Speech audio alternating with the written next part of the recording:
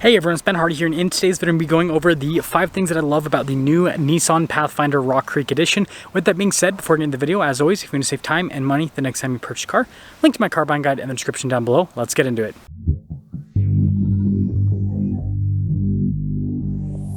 Now the first thing is the looks. So I actually think that the new generation Pathfinder is a pretty good looking crossover overall, despite the fact that I'm not necessarily the biggest fan of the headlight design. Overall, I think that, again, it looks good, and this Rock Creek Edition I feel like elevates the Pathfinder because, again, with these aggressive all-terrain tires, it just looks quite a bit, well, beefier, more aggressive, and then I also love the roof rack there at the top. And my favorite part, personally, with the Pathfinder is the rear end. Stylistically, I love the new Nissan logo with the Pathfinder logo, all that. I just think it looks really good, so I think they did a good job with the styling on this. Now, number 2 is the interior. Now, this is something that has been happening with the Rock Creek Edition since it was, I guess, introduced in the world, and that is the fact that it has a custom interior. I really like the seats, how you've got like the two-tone design with the cloth and they call it like leatherite. But either way, it looks cool. I like all the accenting throughout. And frankly, I think the new Pathfinder interior in general, it might not be like the most dressed up, but overall, all the functions pretty much make sense. And I think that in this Rock Creek Edition, just a nice looking interior. Number 3 is gas mileage.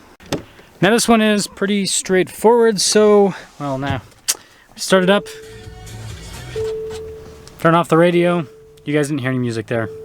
And wait for the screen to pull up so we can go over to fuel economy, if it'll let us. Okay, no, it's not going to let us do anything. Okay, let's try this again. So, going over to fuel economy. You guys can see what I've been averaging.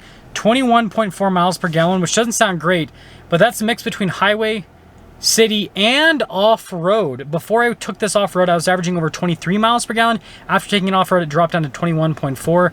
So I think that's pretty good. Now, number 4 is the price. Now, Nissan hasn't officially announced pricing for the Rock Creek Edition, but I'm assuming that the price is probably going to be somewhere around $50,000 or potentially less for the Rock Creek Edition, which for being a cool-looking off-road type SUV, I think is pretty reasonable. I mean, there's so many other SUVs in today's market that have that kind of like off-road theme that are so much more expensive. I mean, the Toyota 4Runner TRD Pro, for example, is mid-50s now, and that's before dealer markup. And then I don't have this vehicle here, but another good example is the Jeep Grand Cherokee Trailhawk. That one's also well over $50,000. The last one I reviewed with a V6, similar to what this has, was like $60,000.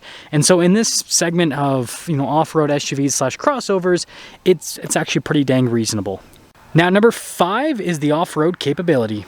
Now, if you guys haven't seen my off-road review on the main channel, I recommend going and watching it because honestly, it was quite shocking what this was able to handle. So this has 7.7 inches of ground clearance, which isn't a massive amount, but it has a really advanced four-wheel drive system, and it's got these pretty aggressive all-terrain tires, as you can see.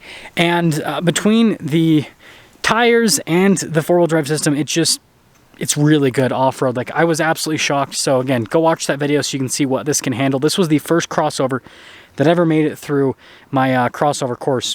Pretty cool. That's gonna sum things up for our video on the Rock Creek Edition and the 5 things that I love about it. And with that being said, I'll see all of you in that next video.